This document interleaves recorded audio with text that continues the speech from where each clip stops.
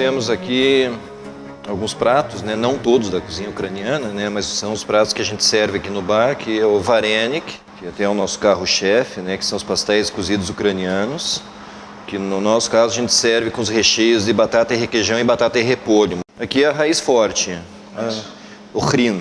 O chryn a gente serve muitos pratos aqui, certo? E alguns sanduíches também a gente coloca o chryn, né? Aqui nós temos o branco, que é o puro, e o vermelho, que é misturado com beterraba, que dá deixa ele menos brabo um pouquinho, assim, né? Certo. Temos aqui também o holubti, que é uma espécie daquele charuto árabe, só que esse aqui é a folha do repolho, mas recheado com trigo sarraceno, ou arroz mourisco, coisa assim, certo? Então ele é um sabor diferenciado, né? Temos aqui o borscht, que é uma sopa ucraniana, que é a base de beterraba. A nata, ela acompanha o borscht. Muita gente, quando a gente serve o borscht assim para as pessoas pegam e começam a passar no pão. Só que o bom da nata é colocar no borscht. Ele dá um sabor bem legal, sabe? Aqui nós temos a Cracóvia, que foi criada por imigrantes de Prudentópolis, que é uma comunidade forte ucraniana, né?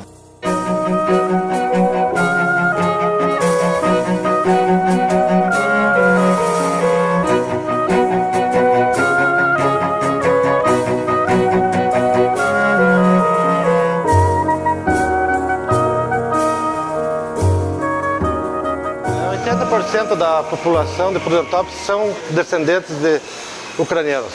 Ou seus bisavós ou os avós vieram da Ucrânia. Bom, eles vieram parar aqui meio mais ali por não ter onde ir, porque eles nem conheciam como era a região e como era o clima da região. Até por sinal, quando eles vieram para cá, as primeiras casas que construíram, eles pensavam que houvesse até neve na região. Então as casas foram construídas com as poeiras bem baixa para a neve escorrer do lado. Então não tinha conhecimento nenhum. Vieram para cá sem material, vieram para colonizar mesmo. E qual que é o prato símbolo daqui de Prudentópolis? É a Cracóvia, né? A Cracóvia é um embutido de carne suína selecionada, né? Que foi iniciado mais ou menos a fabricação, que começou aqui na Casa de Carnes Alvorada, na década de 1970. Que começou um tio, o Dionísio Puskevich, que foi o pioneiro na fabricação da Cracóvia. Então eles já tinham açougue desde 1960 e havendo a necessidade de mudar e de fazer algum embutido novo, né? Resolveram fazer uma mortadela diferente com seus funcionários. E daí na década de 80 que foi se aprimorando ela, que daí foi feito numa embalagem de celofane, né? Tem essa peça menor que é de 600 gramas e tem a peça maior que é de 1 quilo. Então a embalagem é de celofane, né? E daí que ela foi ficando famosa. E o nome Cracóvia, quem sugeriu foi um descendente de poloneses, que era um freguês da casa e amigo dos familiares, né? Daí ficaram aquela mortadela já existe, né? Então estavam chamando no início de salame polaco. Mas vamos achar um nome diferente. Ele falou, sugeriu, olha, por que não chama de Cracóvia? Sendo um nome polonês e daí descendentes de ucranianos fabricando, se torna uma coisa curiosa e um nome chamativo, né? E o que chamou a atenção, e o produto é bom, então quem experimenta geralmente volta a comer.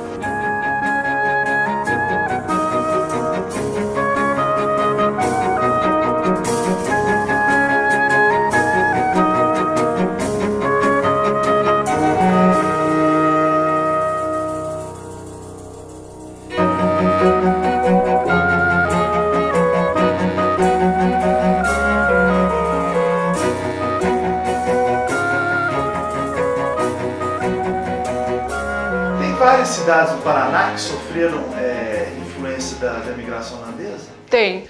Carambeí primeiro, depois Castrolanda, que tem 60 e poucos anos, e Araputi, eu não sei quantos anos ela tem. Castrolanda, Araputi e Carambeí. São as 3 colônias no Paraná. Meu pai veio da Holanda em 1946, após a Segunda Guerra. Ele era padeiro formado na Holanda e até tem a foto dele quando ele era padeiro na Holanda, como ele entregava o pão, né, na bicicleta. Como eu digo, aqui no Brasil, digamos que tem um bar em cada esquina, mas lá na Holanda tem uma panificadora, uma confeitaria em cada esquina. A gente faz igualzinho ao meu pai fazia 60 anos atrás, com manteiga animal, e nós fazemos tudo bem igual como ele fazia 60 anos atrás. Temos as bolachas folhadas de açúcar, que é a mais simples, porque tem bolacha folhado com goiabada, com chocolate, com castanha e amendoim, e também tem a bolacha salgada de queijo. São os folhados. Essa daqui se chama, em holandês, Arnhemse Meisjes, meninas da cidade de Arnhem. Esse aqui é a marca registrada da Holanda. Qual que seria? Não, daí eu digo que é a torrada e a stroopwafel. Stroop é xarope, wafel é wafel. Ele tem um xarope no meio. Na hora que assa ele numa prensa, imediatamente é cortado, passado o xarope e depois eles usam isso em cima de uma xícara de café para esquentar o xarope para a bolacha ficar macia. Ou em cima da xícara de chá. Assim é usado na Holanda. Esse cortador foi feito para nós porque meu pai usava assim. É de ferro, né? E aperta para esmagar, para tirar o ar da massa e depois vira para cortar em pedacinhos de 60 gramas, que é o peso do pão.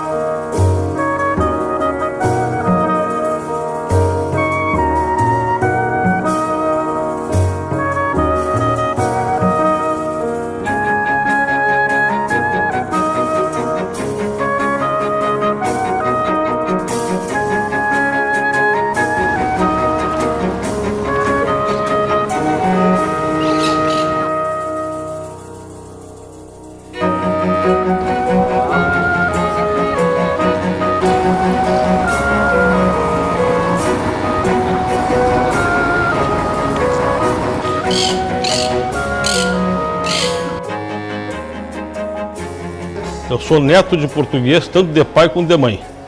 A região sul, todos os portugueses vieram das Ilhas dos Açores. E nós desembarcávamos, os portugueses desembarcavam na região da atual Cachoeira do Sul. Atualmente chama-se Rio Pardo. E de lá se ramificava por todo o estado. Começou, na verdade, com o advento das charqueadas em Pelotas. Acontecia que os pelotenses exportavam o charque para a região nordeste do país.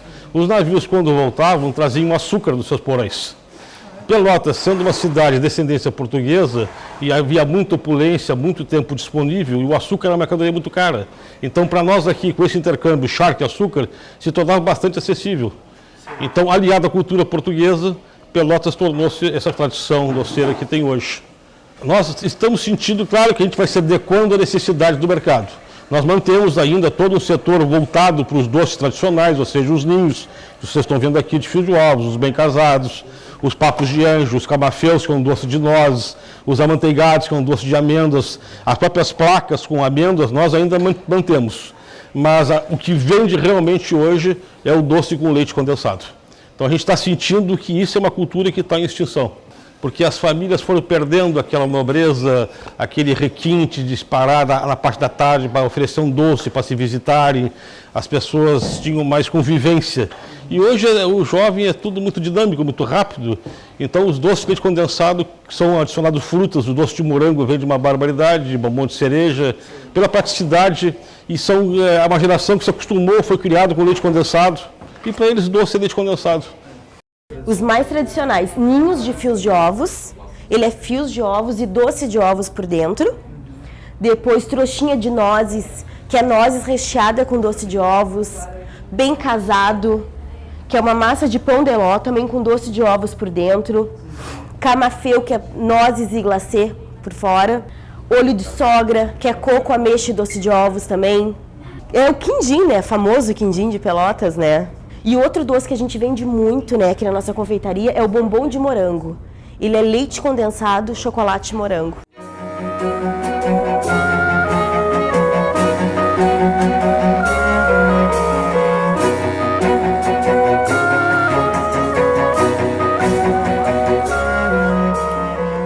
Quem veio foi o meu bisavô e minha bisavó, né? Ele, tanto por parte do meu pai quanto por parte da minha mãe. E eles vieram de uma cidade chamada Amaróstica, que fica a 50 quilômetros de Veneza. Naquele tempo eles produziam vinhos mais, chamavam vinho de mesa, né? O vinho da própria uva, a uva mais comum. Hoje já não se, quase que praticamente não se faz vinho desse tipo de uva. Se faz então uvas melhores, né? E nós não, nós optamos por fazer só suco de uva, que aí se consegue com as uvas Isabel, Isabel, Concorde e a Bordeaux, que são uvas que não precisam de um agrotóxico e tal, e então se faz um suco de uva natural, 100%, que é o pavilhão que se produz o suco. Então, como eu te falei, a gente produz só na safra da uva, não tem. E a safra nossa aqui começa em janeiro, metade de janeiro, fevereiro e metade de março já está pronta.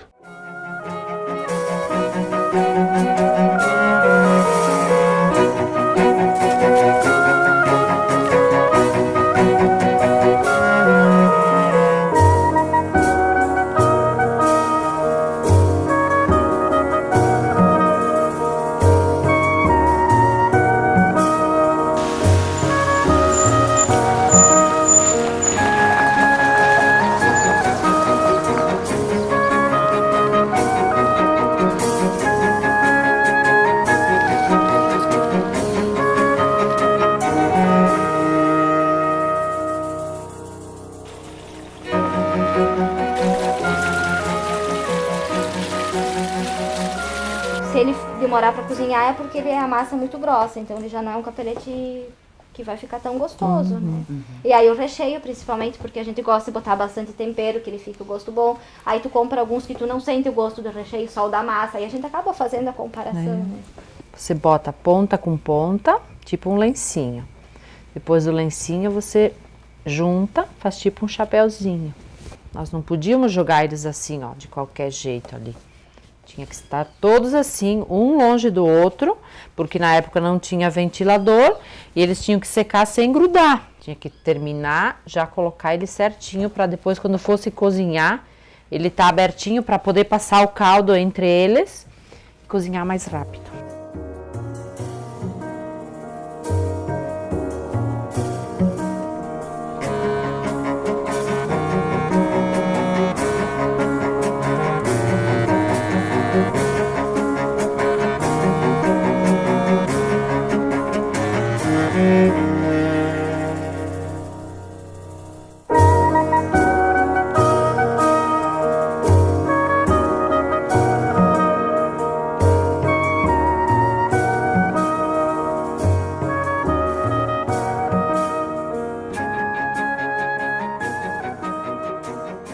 Eu sou neta de imigrante italiano, de Cremona, na Itália. Eu, por exemplo, aprendi a fazer a comida dos imigrantes, né? Os imigrantes foram se aperfeiçoando aquilo que depois que eles começaram, né, a ter comida e plantar, então eles foram fazendo a comida. Essa comida eu estou fazendo, não é a comida que existe na Itália, né? E a comida, assim, aquela comida que é diferente de um restaurante tradicional, né, assim, aquela comida de casa, como você chegasse numa família e você almoçasse com a família, né, interagindo, comida feita na hora. Eu sei que eles eram assim, não podia faltar, porque meu pai dizia que quando era bem, que eles passaram bastante fome, ele dizia assim que eles comiam polenta e radicchio. Radicchio é salada. Então ela era o carro-chefe, ela não era servida em pratos. Ela era colocada ali numa mesa grande onde as pessoas estavam sentadas, né? E alguém ficava cortando as fatias de polenta assim, pegava a polenta, você vai conseguir, e levava no prato da pessoa.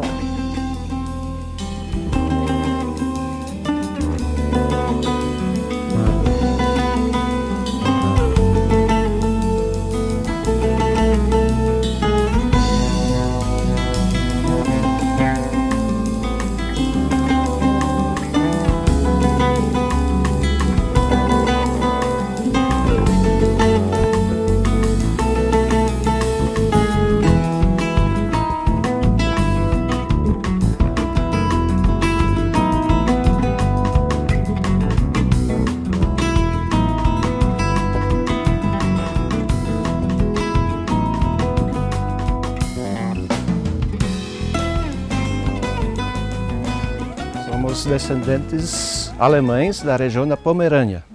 Os antepassados vieram em 1859.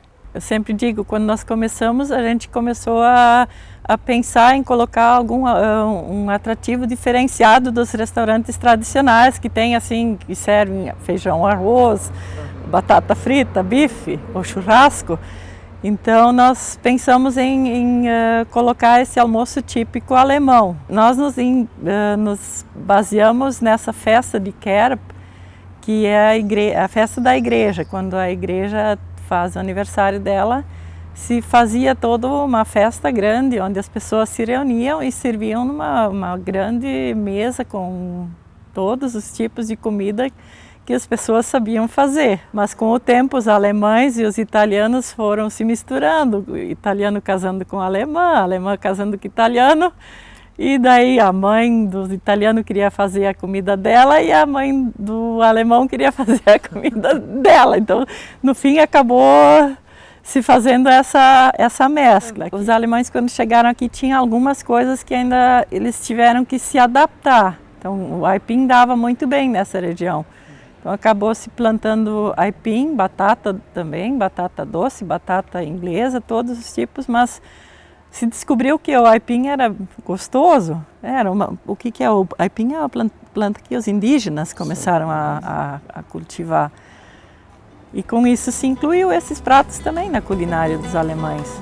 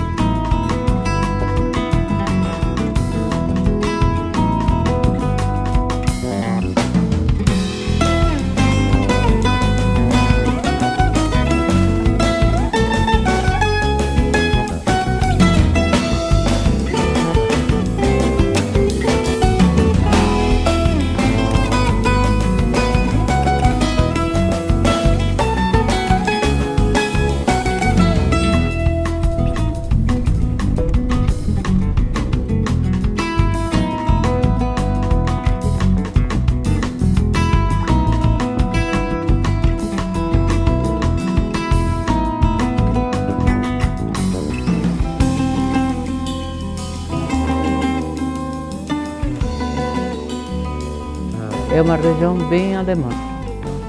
Eles, quando chegaram no Brasil, desembarcaram em São Leopoldo e subiram a serra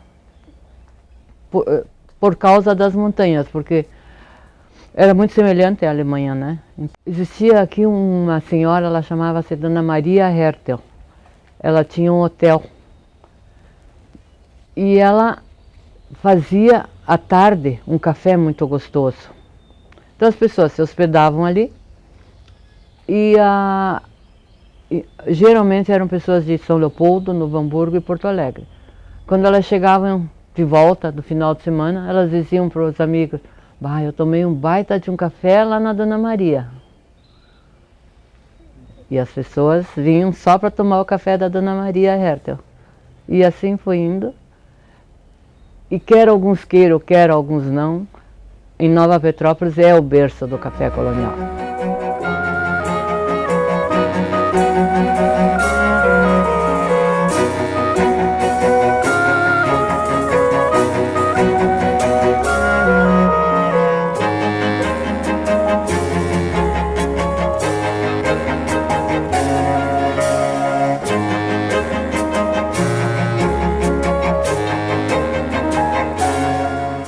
Agora nós temos um carro com tortas aqui, tá?